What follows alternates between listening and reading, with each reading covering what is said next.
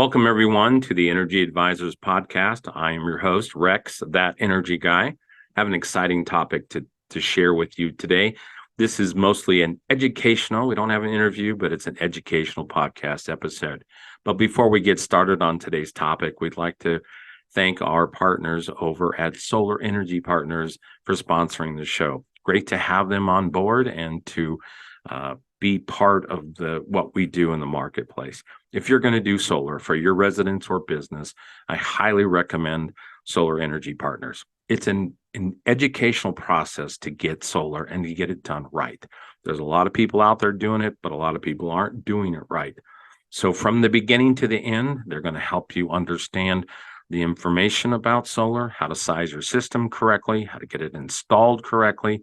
And then what I think is most important is to take advantage of all the tax incentives. And then state by state, there are different rebates and programs that can help you.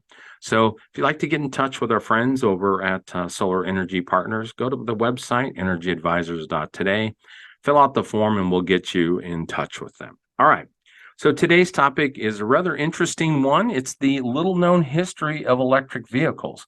You know, electric vehicles have become all the rage here in the 2020s and actually kind of started around the 2015 timeframe when companies like Tesla and others were really starting to bring EVs into the spotlight in the marketplace. But I don't think everybody understands that electric vehicles, now I'm recording this towards the end of 2023, have been around for 195 plus years. Yep, 195 plus years.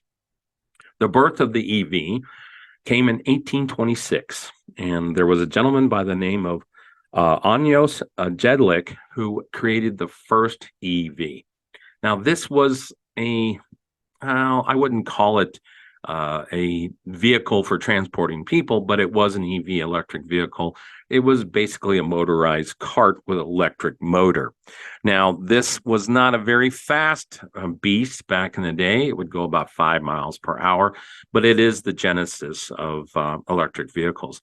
And think about that. 1826, the United States was roughly 50 years old. So things progressed a little bit, and the Americans jumped into the marketplace in 1835. A gentleman by the name of Robert Anderson and Thomas Blackburn created additional EVs, but this would go approximately 7.5 miles per hour, or 12 kilometers per hour. But it was an improvement in efficiencies of the motor that made this speed increase. A big jump 25 years later was the invention of the rechargeable battery. A gentleman by the name of Gaston Plant actually invented a lead acid battery that was rechargeable. And this is a big jump because you didn't have to use a one-time battery anymore. You could recharge your battery. Well, things kind of moved along in the process there into the late 1880s. You had people like Thomas Edison working on battery technologies.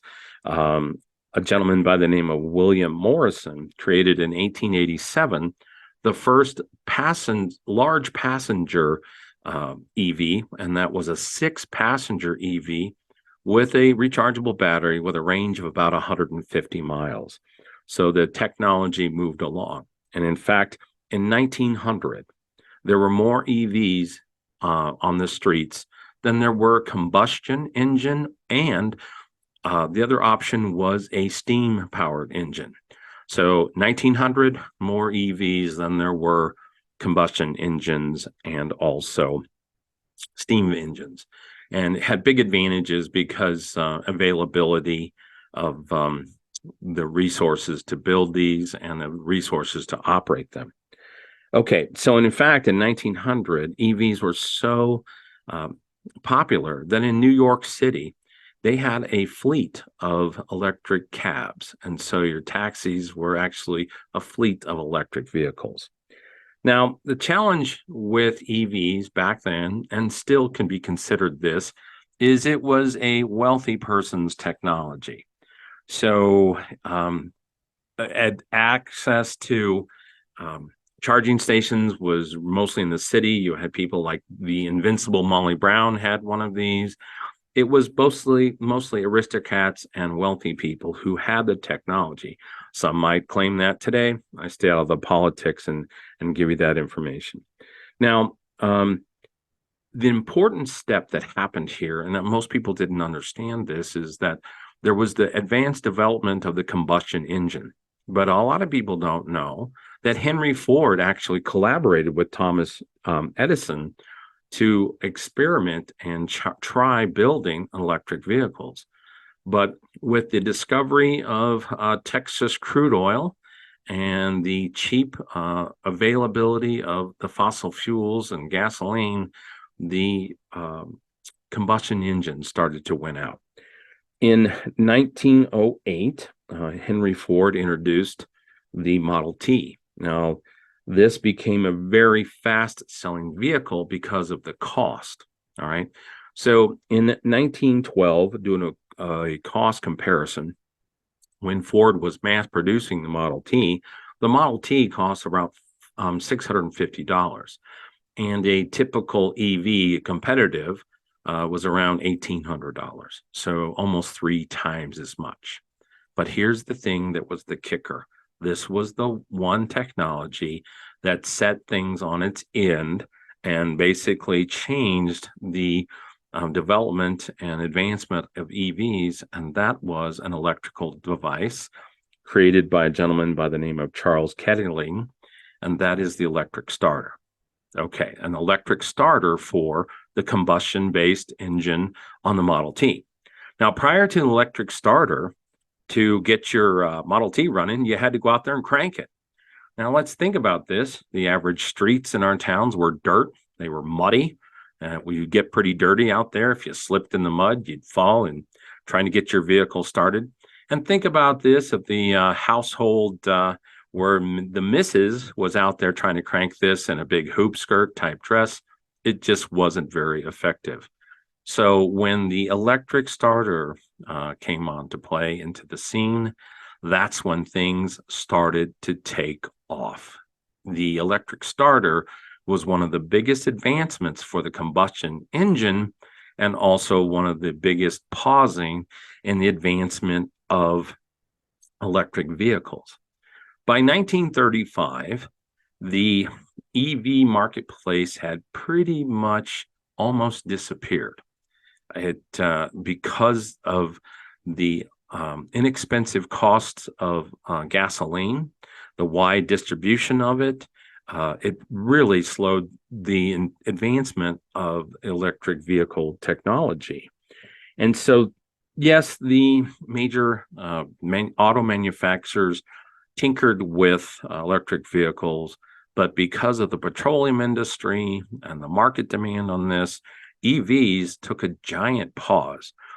During the 60s and 70s, when we had the oil shortages in the 1970s, there were a few offerings on the marketplace from Chevrolet and also Ford, but it really wasn't a big jump in the marketplace as what we see today.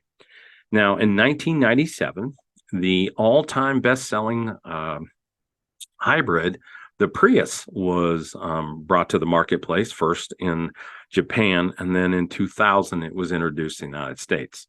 And up to this point in time, the Prius, even today, is the number one selling all-time hybrid. Now, a big jump in the marketplace today because it became very apparent. Tesla was founded in 2003. With Tesla coming onto the scene, things became very interesting. And this was the sort of rebirth of mass-produced automobiles, because again, in 1900, there were more electric vehicles than there were gasoline-powered vehicles. And so the race was on. So Tesla, the all-time best-selling model of the Tesla is the Model Y. And this brought lots of energy to the marketplace, if you may say, or exposure. And that created the demand for the rest of the auto manufacturers worldwide to jump into the EV race. And at the current time here in 2023, there are about 30 EV models available from all the manufacturers. So the technology is really taking off. Now, again, this has been a technology that some people would think would be for the wealthy, but it is coming down in price points. And so it's really exciting to see this. So let's do a comparison. If you look at what's going on in the marketplace today, last year in 2023, there were roughly 250,000 EVs sold from Tesla. I don't have all the data because all the manufacturers haven't released that yet. But let's also compare that to the number one selling vehicle here in the United States, and that's the good old F-150 Ford pickup, which had about 1.8 million new units sold. So again, there's big gap. Sales currently of EVs constitute about 4.5% of new vehicles sold, and it's growing every day. So I wanted to do that today, is just do a quick comparison to show people that EVs are an exciting technology, have been around for 195 years. But the thing that happened was that electrical crank pretty much paused the development. Think, if you will, what would have happened if the advancement of electric vehicles had continued since the early 1900s. I mean, think of where we would be today. The advancements, now our good friends in the auto manufacturing industry, in Tesla and Toyota, Honda, GM, and Ford, would be making much bigger advancements because, as we know, the marketplace, when there's demand, there is innovation, and then there is competitive innovation. So it's really interesting to think about what could have been if we hadn't had the pause that was created by an electrical device, the electrical starter. So that's it today, a little quick spark to help you understand what's going on in energy. Excited to talk more about this. We're going to take some more deep dives on battery technologies coming up real soon. I've got some interviews coming up from a couple of the manufacturers to talk about what things are going on currently, and then also what's on the horizon. So until next time, don't forget to subscribe if you follow us on any of the platforms. Share your comments. Glad to have you with this. And until next time, make it a great day from your friends at Energy Advisors.